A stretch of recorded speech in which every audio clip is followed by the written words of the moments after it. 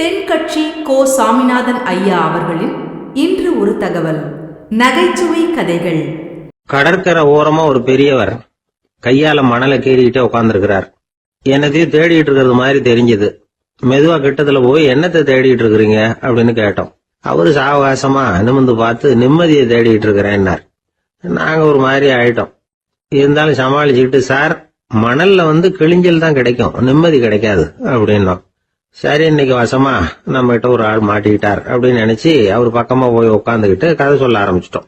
ஒரு பெரிய மன்னர் இருந்தார். அவருக்கு எல்லா வசதியும் இருந்தது. இருந்தாலும் ஒரே ஒரு குறை. அது என்னன்னா நிம்மதி இல்லைங்கிற குறை. அரண்மனையில தினமும் கலை நிகழ்ச்சி, நாட்டியம் எல்லாம் நடந்துகிட்டு தான் இருந்தது. இருந்தாலும் நிம்மதி இல்லை. சரி, நிம்மதி எங்க கிடைக்கும் அப்படின்னு தேட ஆரம்பிச்சார். உடனே அதுக்கான முயற்சிகள்ல தீவிரமா இறங்கினார். நாட்டுல உள்ள தத்துவ மேதைகளை எல்லாம் கூப்பிட்டுட்டு வர சொன்னார். எல்லாரும் சேர்ந்தாங்க. அவங்கள பார்த்து நிம்மதி எங்க இருக்குது அப்படின்னு விசாரிச்சார். அவங்களுக்கு அது தெரிஞ்சா ஏன் இப்படி ராஜா முன்னாடி நின்றுட்டு இருக்க போறாங்க? ராஜாவோட கேள்விக்கு ஒவ்வொருத்தரும் ஒவ்வொரு மாதிரி விளக்கம் கொடுக்க ஆரம்பிச்சிட்டாங்க. எந்த பதிலும் ராஜாவுக்கு திருப்தி அளிக்கக்கூடிய அளவுக்கு இல்ல. சரி, போயிட்டு வாங்கன்னு சொல்லி அவங்கள எல்லாம் அனுப்பி வச்சுட்டார். ஒரு நாள் அவர் மாளிகையில உப்பருகையில நின்றுட்டு இருக்கிறார். அந்த சமயத்துல தெருவுல ஒரு பிச்சைக்காரன் ரொம்ப உல்லாசமா பாட்டு பாடிக்கிட்டே போயிட்டு இருக்கிறான். குரல்ல ஒரு சந்தோஷம், நடையில ஒரு மிடுக்கு. அவங்கிட்ட கொஞ்சம் கூட கவலை இருக்கிறதா தெரியல. உடனே ராஜா அதை பார்த்தார். ஏவலாளிகளை கைதட்டி கூப்பிட்டார். உடனே ஓடி போய் அந்த பிச்சைக்காரனை இங்க அழைச்சிட்டு வாங்கன்னு உத்தரவு போட்டார். இவங்க உடனே ஓடி போய் அவனை கூப்பிட்டாங்க. அரண்மனைக்கு வாழ்ந்தாங்க. அவன் வரல.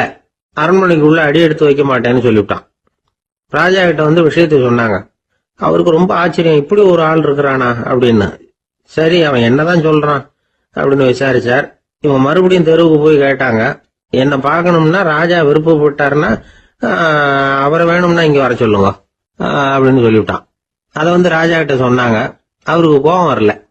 இவ்வளவு சுதந்திர உணர்வோட இருக்கிறவன் சாதாரண ஆளா இருக்க முடியாது அப்படின்னு நினைச்சார். உடனே கிடுகிடுன்னு இறங்கி தெருவுக்கு வந்தார். பிச்சைக்காரங்கிட்ட போனார். நீ கவலைப்படாம சந்தோஷமா பாடிட்டு போறியே, அது எப்படி முடியுது உன்னால அப்படின்னு கேட்டார். ஏன் அப்படி கேக்குறீங்கன்னு அதுக்கு இல்ல, எனக்கு அரண்மனையில எவ்வளவோ சுகபோகங்கள்லாம் இருக்கு, இருந்தாலும் நிம்மதி இல்ல. இது ஏன்னு எனக்கு தெரியல. இந்த தேசத்துல உள்ள அறிஞர்களை எல்லாம் கூப்பிட்டு கேட்டு பார்த்துட்டேன், அவங்களுக்கும் தெரியல. உன்னை கேட்டா தெரியும்னு நினைச்சேன், அதனாலதான் சந்திக்கிறதுக்கு ஆசைப்பட்டேன். ஆனா நீ வரமாட்டேன்னுட்டிய அப்படின்னார். பிச்சைக்காரன் கடகடன்னு சிரிக்க ஆரம்பிச்சுட்டான். மகிழ்ச்சிக்கும் உங்களுக்கும் தடையா இருக்கிறது இந்த மாளிகை தான். இதை விட்டுட்டு வெளியில வந்துட்டா நிம்மதி தேடிட்டு வந்துரும்னா. நான் அரசன், எனக்குன்னு கடமைகள் இருக்கு, அதையெல்லாம் விட்டுட்டு எப்படி வர முடியும்னார் ராஜா. ரெண்டும் ஒரே நேரத்துல கிடைக்கணுங்கிறது முடியாத காரியம். உங்க சுகபோகத்துக்கு விலையாதான் உங்க நிம்மதியை கொடுத்துக்கிட்டு இருக்கிறீங்க. என்ன பாருங்க, என்கிட்ட எதுவும் இல்ல, அதனால எதுவும் போயிடுமோங்கிற பயமும் இல்ல, நிம்மதியா இருக்கிறேன் அப்படின்னா அவன். ராஜா உடனே சந்தோஷப்பட்டு தன்னுடைய மேலங்கியை எடுத்து அவனுக்கு பரிசா கொடுத்தாரான். அவன் சிரிச்சுக்கிட்டே அதை வாங்க மாட்டேன்னு விட்டானான். இதை நீங்க எனக்கு கொடுக்கறதுனால எந்த பயனும் இல்ல, அதே நேரத்துல அதை வாங்கிட்டேன்னா அடுத்த வினாடியிலிருந்து அதை எப்படி காப்பாத்துறதுங்கிற கவலை எனக்கு சேர்ந்துடும். அப்புறம் தூக்கம் வராது, நிம்மதி போயிடும் அப்படின்னானா. சொல்லிவிட்டு அவன் பாட்டுக்கு சந்தோஷமா பாடிட்டே போயிட்டான். நிம்மதி எங்க இருக்குங்கிறதையும் ராஜா தெரிஞ்சுக்கிட்டார். அந்த இடத்துக்கு தன்னால போக முடியாதுங்கிறதையும் அவர் புரிஞ்சுக்கிட்டார்.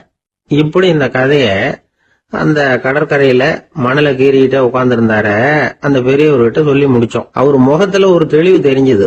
எங்களை நிமிர்ந்து பார்த்தார். ரொம்ப நன்றிங்க, இப்ப எனக்கு தெரிஞ்சு போச்சு. நிம்மதி வேணும்னா அதுக்கு என்ன பண்ணணும்னு இப்ப நல்லா புரிஞ்சுக்கிட்டேன் அப்படின்னார். என்ன புரிஞ்சுக்கிட்டீங்கன்னு கேட்டோம். இனிமே இந்த பக்கம் வந்தா உங்க கண்ணுல படாத இடமா பார்த்து உட்காரணும்னு புரிஞ்சுக்கிட்டேன் அப்படின்னார். மனிதர்கள்ல சில பேரு ரொம்ப வித்தியாசமா நடந்துக்குவாங்க. மத்தவங்களுக்கு அது ரொம்ப ஆச்சரியமா கூட இருக்கும். அந்த ஆள் ஒரு மாதிரி, பார்த்து நடந்துக்கோ அப்படின்னு கூட சொல்றது உண்டு. இவங்களை பார்த்து நாம பித்து குளியும்போம். உளவியல் இவங்களை எக்ஸென்ட்ரிக்ஸ் அப்படின்னு சொல்லுது. இவங்களை மனநோயாளிகள்னு தவறா புரிஞ்சுக்க கூடாது. அவங்க வேற, இவங்க வேற.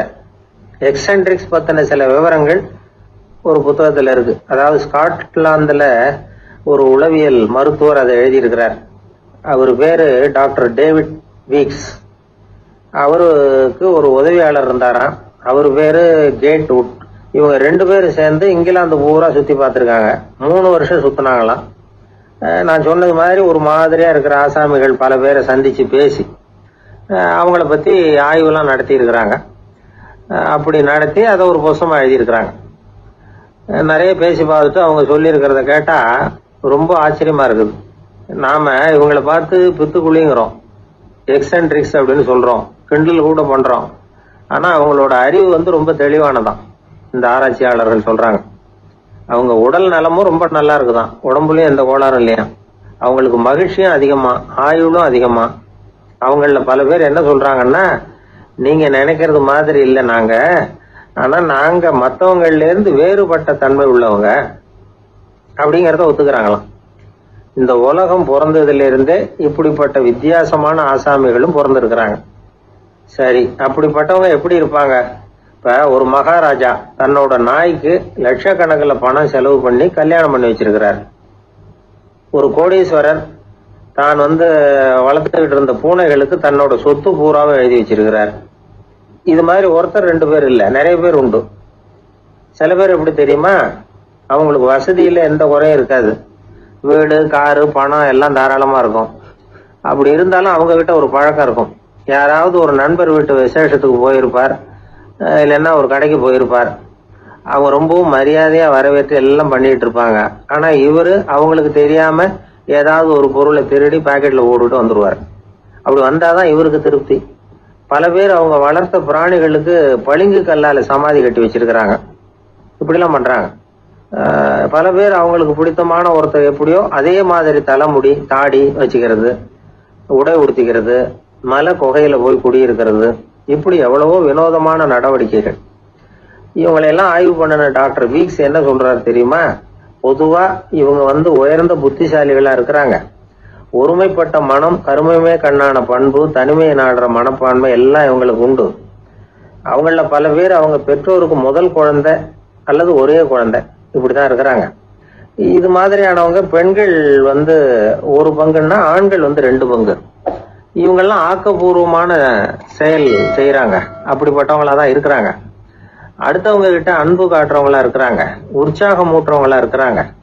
அவங்களுடைய ஆக்கப்பூர்வமான பணிகளுக்கு ஊக்கம் கொடுத்தா அவங்க மன சந்தோஷமும் உடல் நலமும் பெருகும், ஆயுளும் கூடும். இதெல்லாம் அந்த டாக்டருடைய கண்டுபிடிப்பு. பித்துக்குழித்தனத்துக்கும் மனநோய்க்கும் வித்தியாசம் உண்டுங்கிறத சொல்றதுதான் இந்த தகவல். அதனால ரெண்டும் ஒண்ணுன்னு நினைச்சிடக்கூடாது. ஒரு நண்பன் ஒருத்தனை பத்தி சொல்றோம். அவன் எந்த வகைன்னு நீங்களே முடிவு பண்ணுங்களேன். அவன் ஒரு கல்யாண வீட்டுக்கு போய் சாப்பிட்டுட்டு வெளியில வந்தோம். அவங்க கூட வெளியில வந்த உடனே ரொம்ப நேரமா தன்னோட செருப்பை தேடிட்டு இருந்தான். என்னப்பா இன்னுமா உன் செருப்பு கிடைக்கல அப்படின்னு கேட்டோம். இல்ல என்னது முன்னாடியே கிடைச்சுட்டுது, அதை விட நல்லதா ஏதாவது கிடைக்குமான்னு பாக்குறேன் அப்படின்னா. பக்தின்னு சொல்றோம் இல்லையா, அது 3 வகைப்படும் அப்படிங்கிறார் ஒரு பெரியவர். அது என்ன 3 வகைன்னா, தெய்வ பக்தி, அடியார்கள் பக்தி, குரு பக்தி. அடியார் பக்தியை விட தெய்வ பக்தியை விட குரு பக்தி தான் ரொம்பவும் சிறந்ததுங்கிறார் அவர். தெய்வத்துக்கிட்ட செஞ்ச பாவம் குருநாதர்கிட்ட தீர்ந்துருமா, குருநாதர்கிட்ட செஞ்ச பாவம் தெய்வத்துக்கிட்ட போனாலும் தீராதான். இப்படி பெரியவங்கெல்லாம் சொல்லி வச்சிருக்கிறாங்க. ஒரு காடு, அங்க அயோத தௌமியர் அப்படின்னு ஒரு தபோதனர், அவரு பல மாணவர்களை ஒன்னா சேர்த்து ஒரு குருகுலம் நடத்திக்கிட்டு இருக்கிறார். பல தரப்பட்டவங்க பல திறப்பட்டவங்க மாணவர்கள் அதில் சேர்ந்து படிச்சுக்கிட்டு இருக்கிறாங்க. பாஞ்சால ராஜகுமாரன் ஒருத்தனும் அந்த குருகுலத்தில் சேர்ந்து படிச்சுக்கிட்டு இருக்கிறான். அவன் பேரு ஆருணி, பெரிய இடத்து புள்ள, இருந்தாலும் படுப்புல ரொம்ப கெட்டிக்காரனா இருந்தான். அவன் தான் அங்க முதல் மாணவன். ஒரு நாள் குருநாதர் அந்த அரசகுமாரனை கூப்பிட்டார். நம்ம குருகுலத்துக்கு சொந்தமான வயல்ல தண்ணீர் பெருகி வெள்ளம் பயிரை அழிக்குதான், அதனால நீ போய் மடையை அடைச்சிட்டு வந்துரும் அப்படின்னார். அந்த அரசகுமாரன் உடனே புறப்பட்டான். குருநாதர் சொல்லிட்டார்ல, உடனே புறப்பட்டான். நான் பெரிய இடத்து பிள்ளையாச்சே, ராஜகுமாரன் ஆச்சே, ரொம்ப செல்வாக்கோட வளர்ந்தவனாச்சே, நான் போய் வயல்ல இறங்கி வேலை செய்யறதா அப்படின்னு எல்லாம் அவன் நினைக்கல. குருநாதர் கட்டளையை நிறைவேற்ற வேண்டியது நம்ம கடமை அப்படின்னு நினைச்சான். உடனே ஒரு மண்வெட்டியை தூக்கி தோல்ல வச்சுக்கிட்டு புறப்பட்டு போயிட்டான். வயலுக்கு போனான். பார்த்தான், தண்ணி கரையை உடைச்சிக்கிட்டு வயலுக்குள்ள ஏகமா பாஞ்சுக்கிட்டு. இவன் மண்வெட்டியால களிமண்ணை புல்லோட சேர்த்து புல் பத்த மாதிரி வெட்டி வெட்டி போட்டான். இருந்தாலும் மடையை அடைக்க முடியல. தண்ணி அதை மீறி வந்துகிட்டே இருக்கு. தண்ணி வேகமா வயலுக்குள்ள போய்கிட்டே இருக்கு. போடுற பத்தையெல்லாம் கரைஞ்சி கரைஞ்சி போயிட்டு இருக்கு. இருந்தாலும் இவன் தன்னுடைய முயற்சியை கைவிடல, வெட்டி வெட்டி போட்டுக்கிட்டே இருக்கிறான். காலையில அங்க போனவன் சாயந்தரம் வரைக்கும் இப்படி செஞ்சுக்கிட்டு இருக்கிறான். உடம்பும் மனசும் ரொம்பவும் சோர்ந்து போச்சு. இருந்தாலும் குருநாதர் இட்ட கட்டளையை நிறைவேற்றாம இருக்கிறோமேங்கிற ஒரு குறை அவனுக்கு இருக்கு. குரு கட்டளையை நிறைவேற்றாத நான் இன்னமும் இருக்கணுமா அப்படின்னு யோசனை பண்ண ஆரம்பிச்சுட்டான். என்ன செய்யலாம்னு பார்த்தான். நம்ம குருநாதர் இட்ட பணிக்காக இந்த உடம்பையே தியாகம் பண்ணலாம் அப்படின்னு முடிவு பண்ணான். தண்ணி பாயுதுல, அதுக்கு குறுக்க விழுந்து அப்படியே மடையை அடைச்சிக்கிட்டு அப்படியே படுத்துட்டான். இது மற்றவங்களுக்கு தெரியாது. அன்னைக்கு ராத்திரி ஒரு விளக்கு முன்னாடி உட்காந்து குருநாதர் பிள்ளைங்களுக்கு பாடம் சொல்லி கொடுத்துக்கிட்டு இருக்கிறார். முதல் வரிசையில் இருக்கக்கூடிய ராஜகுமாரனை காணல. நம்ம ஆருணி எங்க போனா அப்படின்னு சொல்லி மற்ற மாணவர்களை விசாரிச்சார். இப்போ அவங்க சொன்னாங்க, சுவாமி அவன் காலையில வயலுக்கு மடையை அடைக்கிறதுக்காக போனான், நீங்க தான் போக சொன்னீங்க, இன்னும் திரும்பி வரல அப்படின்னு அவர் பையன். குருநாதர் உடனே ஒரு தீவெட்டி எடுத்துக்கிட்டு மாணவர்களை அழைச்சிக்கிட்டு வயலுக்கு போனார். அங்க போய் பார்த்தா ஆளை காணும். ஆருணி ஆருணின்னு சொல்லி சத்தம் போட்டு கூப்பிட்டு பாக்குறார். நான் இங்க இருக்கேன் குருநாதா அப்படின்னு காலுக்கு அடியிலிருந்து ஒரு சத்தம் வருது. குனிஞ்சு பார்த்தா அவன் மடையில படுத்திருக்கிறான். என்னப்பா இதுன்னார். காலையிலேருந்து இந்த மடையை அடைச்சி பார்த்தேன் சுவாமி, முடியல, அதனால இப்படி குறுக்க படுத்துட்டேன். என்னை தாண்டறதுக்கு பயந்து போய் தண்ணியே தேங்கி நின்றுட்டுது அப்படின்னா. அவனுடைய குரு பக்தியையும் அவனை தாண்டறதுக்கு அஞ்சு நிற்கிற தண்ணி தேக்கத்தையும் பார்த்துட்டு எல்லாரும் ரொம்ப ஆச்சரியப்பட்டு போயிட்டாங்களாம். ஆருணி எழுந்திரிச்சு வா அப்படின்னு கூப்பிட்டாராம் குருநாதர். அவன் தண்ணீரை பொழந்துக்கிட்டு எழுந்திரிச்சு வந்தானான். அதனால அவனுக்கு உத்தாலகன் அப்படின்னு ஒரு பேர். உத்தாலகன்னா தண்ணீரை பிளந்தவன் அர்த்தம். அந்த உத்தாலகன் மாதிரி இந்த காலத்து மாணவர்களுக்கும் குரு பக்தி வேணும் அப்படின்னு சொன்னோம் ஒரு பள்ளிக்கூடத்துல. உடனே நிறைய மாணவர்கள் எழுந்திரிச்சு நின்னாங்க. சார், நீங்க எங்களை இன்னமும் சரியா புரிஞ்சுக்கலன்னு நினைக்கிறோம். அன்னைக்காவது ஒருத்தன் அப்படி இருந்தான், இன்னைக்கு ஏகப்பட்ட உத்தாலகர்கள் இருக்கிறோம். எங்க வாத்தியார் கட்டளை இட்டா இப்பவே அது மாதிரி வயலுக்கு போய் மடையில குறுக்கப்படுத்துக்கிறதுக்கு இந்த வகுப்புல உள்ள அத்தனை பேரும் தயாரா இருக்கிறோம் அப்படின்னாங்க. அப்படியா அப்படின்னு சொல்லி கேட்டோம் ரொம்ப சந்தோஷமா. ஒருத்தன் ரொம்ப அடக்கமா எழுந்திரிச்சான். அப்புறம் சொன்னான், ஆமா சார், வகுப்புல இவர் நடத்துற பாடத்தை கேட்டுக்கிட்டு இருக்கிறத விட பேசாம போய் மடையில படுத்துடுறது ஒன்றும் கஷ்டமான காரியமா இருக்காது, அதனாலதான் எல்லாரும் அங்க போறேன்னு சொல்றோம் அப்படிங்கிறான். சீடன் வெளியூர் புறப்படுறதுக்கு தயாரா இருந்தான். ரொம்ப தூரம் போக போறான். திரும்பி வர நாளாகும். புறப்படுறதுக்கான ஆயத்த வேலைகள்ல ஈடுபட்டு இருந்தான். அந்த சமயம் பார்த்து இன்னொரு சீடன் அவங்கிட்ட வந்தான். நம்ம குரு உன்னை அழைச்சிட்டு வர சொன்னார் வா அப்படின்னு கூப்பிட்டான். இவன் உடனே புறப்பட்டு போனான். குருநாதரை பார்த்தான். அவர் காலில் விழுந்து வணங்கினான். வணங்கிவிட்டு எழுந்திரிச்சான். அவ்வளவுதான். குரு ஏதாவது உபதேசம் பண்ணுவாருன்னு எதிர்பார்த்தான். ஆனா நடந்தது என்ன தெரியுமா? குரு அவனுக்கு ஓங்கி ஒரு அடி கொடுத்தார். எதிர்பாராம இந்த அடியை வாங்கினதும் அந்த சீடன் அதிர்ந்து போயிட்டான். பக்கத்துல இருந்த மற்ற சீடர்களும் திகைச்சு போய் நின்னுட்டாங்க. அடி வாங்கின சீடனுக்கு மனசுக்குள்ள குழப்பம். நாம என்ன தப்பு பண்ணணும்? புறப்படுற நேரத்துல இப்படி குரு கிட்ட அடி வாங்குற மாதிரி ஆயிட்டுதே அப்படின்னு நினைச்சு மனசுக்குள்ள ரொம்ப வேதனைப்பட்டான். கொஞ்சம் துணிச்சலை வரவழைச்சுக்கிட்டு குருநாதர்கிட்டயே கேட்டுட்டான், சுவாமி நான் என்ன தப்பு பண்ணினேன்? என்ன இப்படி அடிச்சுட்டீங்களே, ஒரு வார்த்தை கூட உங்களை எதிர்த்து நான் பேசினது இல்லையே, இவ்வளவு காலமா உங்க விருப்பத்துக்கு விரோதமா ஒரு காரியம் கூட நான் செஞ்சது இல்லையே, வந்ததும் வராததுமா ஒண்ணுமே சொல்லாம என்ன அடிச்சுட்டீங்களே, குருவே நான் செஞ்ச குற்றம் தான் என்ன அப்படின்னு கண்ணீரோட பரிதாபமா கேட்டானா அந்த சீடன். ஆனா அந்த குரு முகத்துல கொஞ்சம் கூட கோபம் இல்லை. அவர் சிரிச்சுக்கிட்டே நின்றுகிட்டு இருந்தாராம். அதுக்கப்புறம் சொன்னாராம், என்னுடைய அருமை சீடனே, நீ ஒரு தவறும் பண்ணல. நான் உன்னை அடிச்சது நீ ஏதோ தப்பு பண்ணிவிட்டேங்கிறதுக்காக இல்ல. நீண்ட பயணம் போக போற, ஞாபகமா ஏதாவது கொடுத்து அனுப்ப வேணாமா? நீ ஞானம் பெற்ற பிறகுதான் திரும்பி வர போறேங்கிறது எனக்கு தெரியும். அதுக்கு பிறகு உன்னை அடிக்க முடியுமா? அதனால இப்ப கிடைச்சிருக்கிற இந்த வாய்ப்பை பயன்படுத்திக்கிட்டேன். அப்போதைக்கு இப்பவே அடிச்சுட்டேன், அவ்வளவுதான், வேற ஒண்ணும் இல்லை அப்படின்னாராம். குரு சிரிச்சுக்கிட்டே இப்படி சொல்றார். இருந்தாலும் இதுவும் ஒரு உபதேசம் தான். அதிர்ச்சிகளால விழிப்படைய வைக்கிறதும் ஒரு வழிதான். இது ஜென் வழி. பெரும்பாலும் அதிர்ச்சியின் மூலமாகவே ஞான தரிசனத்தை அருள்கிறவர்கள் தான் ஜென் குருமார்கள். நம்ம தியானம் தான் ஜென். இந்தியாவில இருந்து இது சீனாவுக்கு போய் கொஞ்சம் பேர் மாறி வளம் பெற்று ஜப்பான்ல ஜென் ஆகி வளர்ந்துருக்குது, அவ்வளவுதான். ஜென்கிறது தியானம்.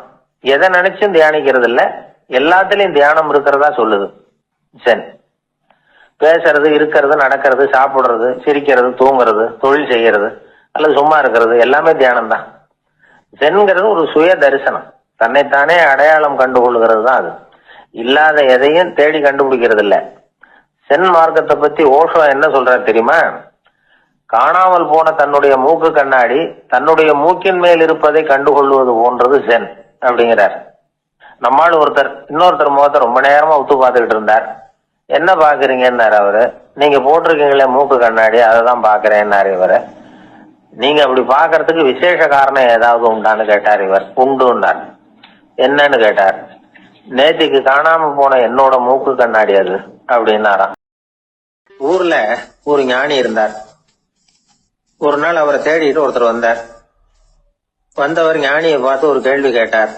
ஐயா, உங்களுடைய சாதனை என்ன? இதுதான் அவர் கேட்ட கேள்வி. இத கேட்டதும் அந்த ஞானி நிமிர்ந்து இவரை பார்த்தார். அப்புறம் சொன்னார், அது ஒன்றும் பெரிய விஷயம் இல்லை, அது ரொம்ப எளிமையான ஒண்ணு. எப்ப எனக்கு பசிக்குதோ அப்ப நான் சாப்பிட்டுருவேன், எப்ப எனக்கு தூக்கம் வருதோ அப்ப நான் தூங்கிடுவேன், அவ்வளவுதான் அப்படின்னார்.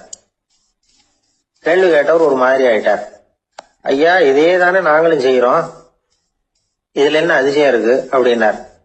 இப்ப அந்த ஞானி சொன்னாராம், இங்கதான் நீங்க தப்பு பண்றீங்க அப்படின்னாராம். அப்படியான்னாரு இவரு. ஆமா அப்படின்னாராம். நீங்க செய்யற தவறு எனக்கு புரியுது. ஏன்னா நான் உங்களை மாதிரி நான் வாழ்ந்து பார்த்திருக்கிறேன்.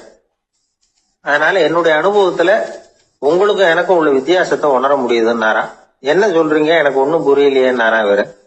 இத பாருங்க, சாப்பிடுறதுங்கிறது நாம ரெண்டு பேருக்கும் பொதுவான ஒரு காரியம்தான். ஆனா நீங்க சாப்பிடுறதுக்கும் நான் சாப்பிடுறதுக்கும் வித்தியாசம் இருக்கு அப்படின்னாராம். என்ன வித்தியாசம்னு கேட்டிருக்கார்.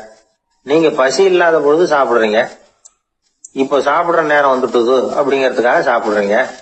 சாப்பாடு ருசியா இருக்கு அப்படிங்கறதுக்காக சாப்பிடுறீங்க. எது தேவைங்கிறது தெரியாம சாப்பிடுறீங்க. அது மாதிரி தூக்கமும் உங்களுக்கு ஒரு பழக்கமா போட்டுது. இப்போ இது தேவையா இல்லையா அப்படிங்கறத பத்தி நீங்க யோசிச்சு பாக்குறது இல்ல. சாப்பிடும் பொழுது 1000 வேலைகளை மனசுல நினைச்சுக்கிட்டு இருப்பீங்க. அதனால அது சாப்பிடுதலா இருக்காது. அதே மாதிரி நீங்க தூங்கும் பொழுதும் அது தூங்குதலா இருக்காது. ஏகப்பட்ட கனவுகள் வரும். உங்க மனசு மேலும் மேலும் கனவுகளை உருவாக்கி கொண்டே இருக்கும். அதனால எனக்குள்ள நடக்கிறது வேற மாதிரி, நீங்க நினைக்கிற மாதிரி இல்ல. எனக்குள்ள நடக்கிறது எப்படின்னா, நீங்க செய்யறது மாதிரி இல்ல. தூக்க உணர்வு வந்த உடனே தூங்குதல் மட்டுமே நடைபெறும். அதுதான் என்கிட்ட நடக்கிறது அப்படின்னாராம் அந்த ஞானி. வித்தியாசம் புரியுதா? அந்த ஞானி சாப்பிடுறத அனுபவிக்கிறார், அது எக்ஸ்பீரியன்ஸ். நாம அப்படி இல்ல, மனம் போன போக்குல சாப்பிடுறோம். இது இன்டெலிஜிங். இது ரெண்டுலயும் செயல்ல வேறுபாடு இல்ல, விழிப்புணர்வுல தான் வேறுபாடு இருக்கு. அவர் சாப்பிடும் பொழுது ஒரு சாட்சி மனோபாவத்தோட சாப்பிடுறார். எவ்வளவு தேவையோ அவ்வளவுதான் சாப்பிடுறார். ஏன்னா அவருடைய விழிப்புணர்வு முழுமையா செயல்படுது. அதனால அவர் சாப்பிடும் பொழுது நம்மை விட மகிழ்ச்சியா இருக்கிறார். நாம அப்படி இல்ல, வயிற்றை நிரப்புறதுக்காக சாப்பிடுறோம். இன்னும் சொல்ல போனா சாப்பிடும் பொழுது நாம அங்கேயும் இருக்கிறது இல்ல, எங்கேயோ போயிடுறோம். உடம்பு மட்டும்தான் அங்க இருக்கும். ஆனா ஞானி அப்படி இல்ல, அவர் சாப்பிடும் பொழுது சாப்பிடுதல் மட்டுமே இருக்கும். எந்த ஒரு செயலையும் விழிப்புணர்வோட செய்யலாம், மனம் போன போக்கிலையும் செய்யலாம். விழிப்புடன் செய்யறப்போ செய்யும் செயல் நம்ம அனுபவமாகிறது, அவ்வளவுதான். இதெல்லாம் பெரிய தத்துவம் மாதிரி தெரியும். இருந்தாலும் நாம புரிஞ்சுக்க வேண்டியது என்னன்னா, எந்த காரியத்தை செஞ்சாலும் அதுல முழு ஈடுபாடு வேணுங்கிறது முக்கியம். அந்த அளவுக்கு முதல்ல நம்மளை மாத்திக்கிட்டா போதும். ஆனா நம்ம ஆளுங்க அந்த அளவுக்கு இருக்கிறது இல்ல, எல்லாமே அரைகுறை தான். கேட்டா ஞாபகம் வருது. ஒருத்தன் என்ன பண்ணானா, விமான டிக்கெட் வாங்கிக்கிட்டு ரயில்வே ஸ்டேஷனுக்கு வந்துட்டான். அப்புறம் தான் புரிஞ்சுது தவறுதெல்லாம் இங்க வந்துட்டோம்ங்கிறது. உடனே அவசரமா விமான நிலையத்தை நோக்கி ஓடி இருக்கிறான். அங்க போய் கவுண்டர்ல கேட்டிருக்கான், மேடம், நான் தவறுதலா ரயில்வே ஸ்டேஷனுக்கு போயிட்டேன், இப்ப விமானத்தையும் தவற விட்டுட்டேன், அடுத்த பிளைட்ல எனக்கு இதை மாத்தி தர முடியுமான்னு கேட்டிருக்கான். முடியாதுன்னாங்களாம் அந்த அம்மா. ஏன்னு கேட்டானா, ஏன்னா இப்ப நீங்க வந்திருக்கிறது பஸ் ஸ்டாண்டு அப்படின்னாங்களாம். ஒரு காடு, அங்கே புத்தர் அவர் பாட்டுக்கு நடந்து போய்கிட்டே இருக்கிறார். அவருக்கு பின்னாடி ஒரு குரங்கு, அதுவும் தொடர்ந்து வந்துக்கிட்டே இருக்குது. புத்தர் திரும்பி பார்த்தார். குரங்கு அப்படியே குதித்து உயர எழும்பி ஒரு கிளையில் போய் உக்காந்துது. ஏன் இப்படி பண்ணுறேன்னு கேட்டார் புத்தர். என்னை சாதாரணமாக நினைக்க வேணாம், நான் மகாமந்தி, என்னால் எல்லாம் முடியும், முடியாதுங்கிற வார்த்தையே என்னுடைய அகராதியில் கிடையாது, என்ன வேணும்னாலும் செய்வேன் அப்படின்னுது. அப்படின்னா ஒரு பந்தயம் வச்சுக்கலாமான்னாரு இவர். ஓ, வச்சுக்கலாமேன்னுது. வேற ஒன்றும் இல்லை, இப்போ நீ மேலே எழும்பி அந்த கிளையில் உட்காந்தது மாதிரி அங்கேருந்து தாவி என் உள்ளங்கையில் உட்காரணும், அவ்வளவுதான் அப்படின்னார். அப்படி உட்காந்துட்டா என்ன பரிசு அப்படின்னு கேட்டது அது. சொர்க்கத்தில் இருக்கிற மாமன்னன் மரகத சக்கரவர்த்தியை என்னோட இருக்கும்படியாக கூப்பிட்டுக்கிறேன். அந்த சமயத்தில் அவருடைய அரியணை அங்கே காலியாயிடும், நீ அதில் போய் உட்காந்துக்கலாம். பந்தயத்தில் தோத்துட்டா ஒரு கல்ப காலம் இந்த பூமியில் வாழ வேண்டியிருக்கும். அதுக்கு பிறகு தான் என்கிட்ட வர முடியும். என்ன சொல்கிற அப்படின்னார். குரங்குக்கு தாவறது ஒரு பெரிய காரியமா? இது எனக்கு ரொம்ப சாதாரண விஷயம், என்ன இப்போவே தாவட்டுமா அப்படின்னுது. சரின்னு சொல்லி உள்ளங்கையை நீட்டினார். அவருடைய கை தாமரை இலை அளவுக்கு அப்படியே விரிஞ்சுது. குரங்கு சௌகரியமாக வந்து உட்கார்றதுக்காக. குரங்கு தாவறதுக்கு தயாராச்சு. அதுக்கு முன்னாடி ஒரு சின்ன யோசனை. அதுக்கு இந்த கிளையிலேருந்து அந்த கைக்கு தாவறது எனக்கு ரொம்ப அற்பமான ஒரு வேலை. இது ரொம்ப சாதாரணம்.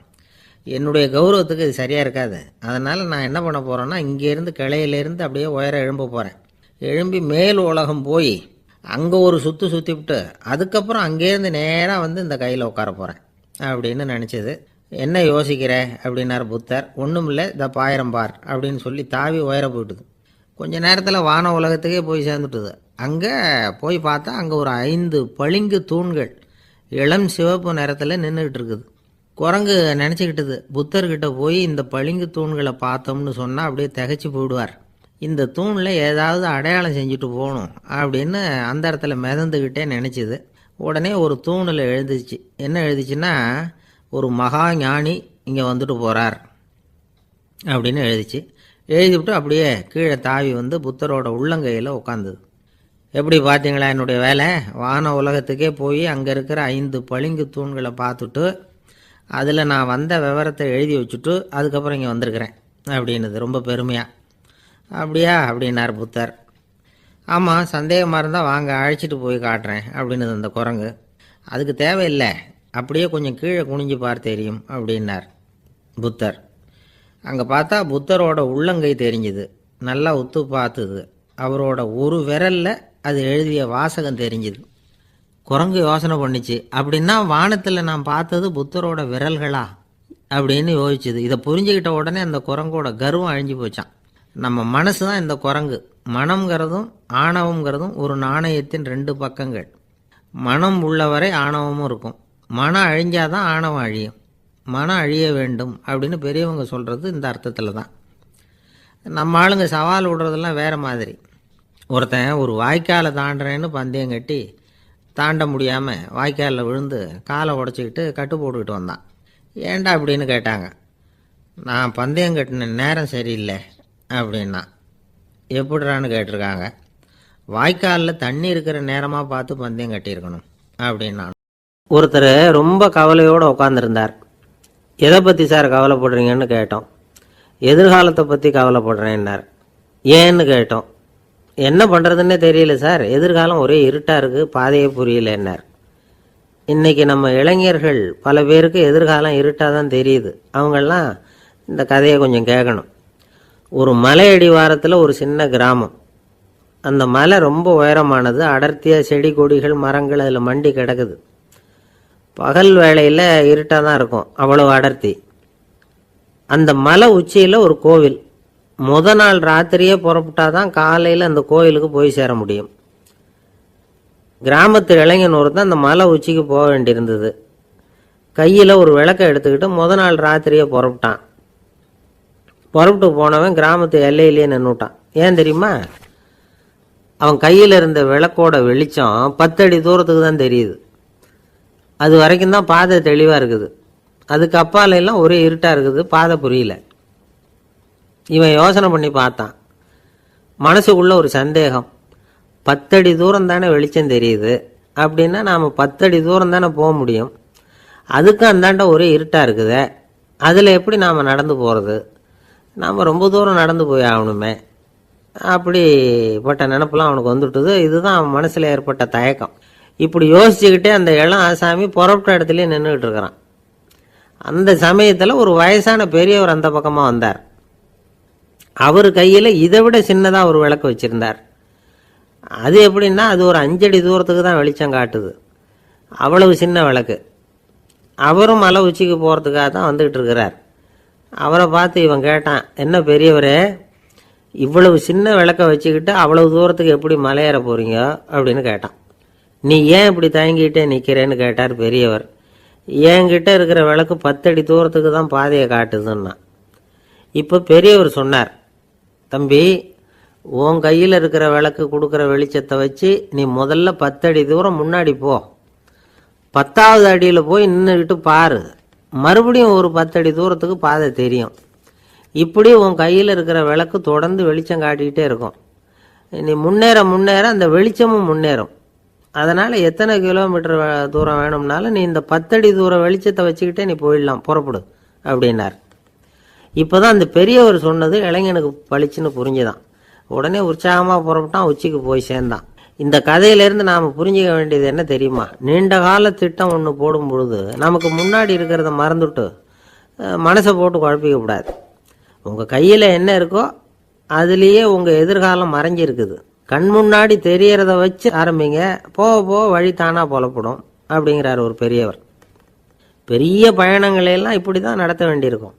ஒவ்வொரு அடியாக எடுத்து வச்சா ஓடி போய் சேர்ந்து விடலாம்.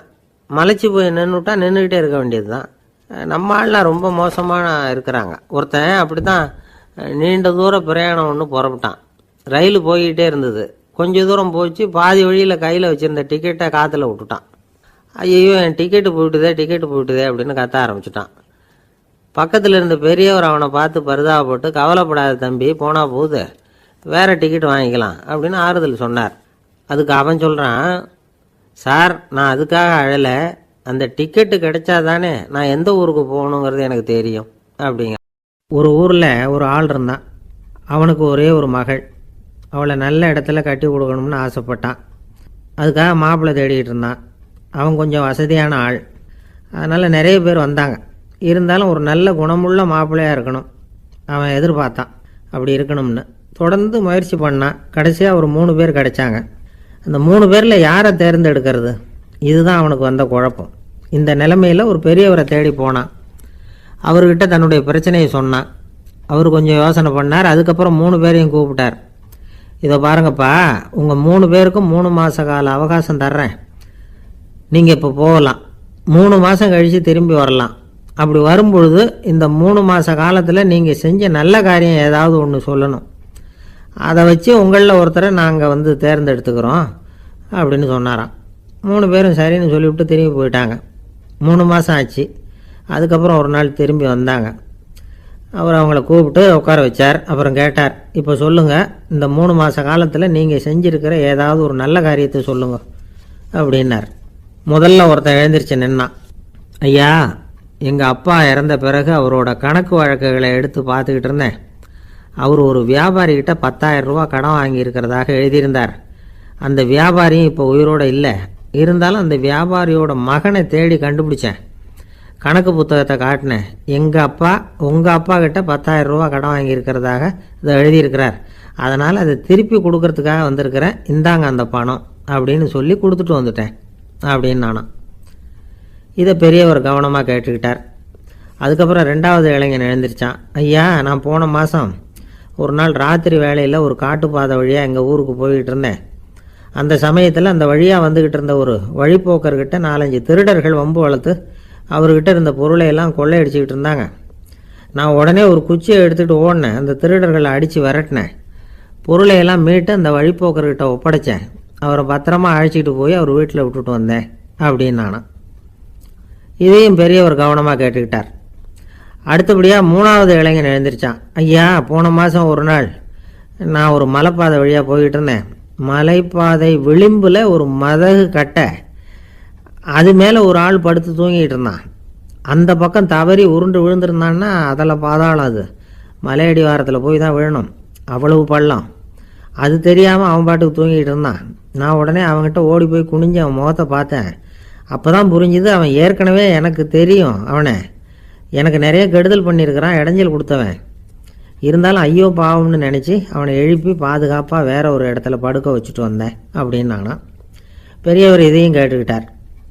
அதுக்கப்புறம் அவங்க 3 பேரையும் பார்த்து, நீங்கள் போகலாம், நாங்கள் யோசித்து முடிவு பண்ணி உங்களுக்கு சொல்லி அனுப்புகிறோம் அப்படின்னாராம். அந்த இளைஞர்கள் புறப்பட்டு போயிட்டாங்க. அதுக்கப்புறம் அந்த பெண்ணோட அப்பாவை பார்த்து சொன்னார், இந்த 3 பேருமே நல்ல பிள்ளைங்க தான், அதில் ஒன்றும் சந்தேகம் இல்லை. இருந்தாலும் இந்த 3 பேர் செஞ்ச செயல்களையும் ஒப்பிட்டு பார்க்க வேண்டியிருக்கு. முதல் இளைஞன் நேர்மைக்கு எடுத்துக்காட்டாக விளங்குறான். இந்த காலத்தில் இது மாதிரி இளைஞர்களை பார்க்குறது ரொம்ப கஷ்டம்தான். இருந்தாலும் அவன் கடமையை தான் செஞ்சான். 2வது இளைஞன் நல்ல வீரன், தைரியசாலி. ஒரு வீரன் எதை செய்யணுமோ அதைத்தான் இவன் செஞ்சான். இவன் ஒரு லட்சிய மனிதன். மூணாவது இளைஞன் வந்து தன்னுடைய பகைவனுக்கே உதவி செஞ்சிருக்கான், அவன் உயிரை காப்பாற்றியிருக்கிறான். பகைவனுக்கு அருள்வதுங்கிறது ஒரு சாதாரண மனுஷனால் செய்யக்கூடிய காரியம் இல்லை. பகையை மறக்கிறதும் பகைவனுக்கு அருள்வதும் தெய்வீக பண்புகள். அதனால் இவனையே வந்து உன்னுடைய மகளுக்கு ஏற்ற மாப்பிள்ளையா தேர்ந்தெடுக்கலாம் அப்படின்னு சொன்னாங்களாம். ஒரு நல்ல நாளில் அவங்களுக்கு வந்து திருமணம் நல்ல விதமாக நடந்து முடிஞ்சுதான். இது வந்து சுவாமி சின்மயானந்தர் சொல்லியிருக்கிற ஒரு கதை. இதிலேருந்து நாம் புரிந்து கொள்ள வேண்டிய ஒரு கருத்து, நமக்கு கெடுதல் பண்ணவங்களுக்கும் நாம் நல்லது செய்யணும். ஆனால் நடைமுறையில் அப்படி நம்மளால் செய்ய முடியறதில்ல, அதுதான் சிக்கல். நம்மால் ஒருத்தங்கிட்ட கேட்டேன், ஏண்டா உன்னுடைய பகைவன் ஒருத்தன் அது மாதிரி ஒரு மலைப்பாத மதகு கட்டையில் படுத்திருந்தா உடனே நீ என்ன நினைப்ப அப்படின்னு கேட்டோம். இது ஒரு அருமையான சந்தர்ப்பம்னு நினைப்பேன் அப்படின்னா. எதுக்குன்னு கேட்டோம். அவனை அந்த பக்கமாக உருட்டி கீழே தள்ளுறதுக்கு அப்படின்னா. தென்கட்சி கோ சாமிநாதன் ஐயா அவர்களின் இன்று ஒரு தகவல் நகைச்சுவை கதைகளை கேட்டு ரசித்தமைக்கு நன்றி.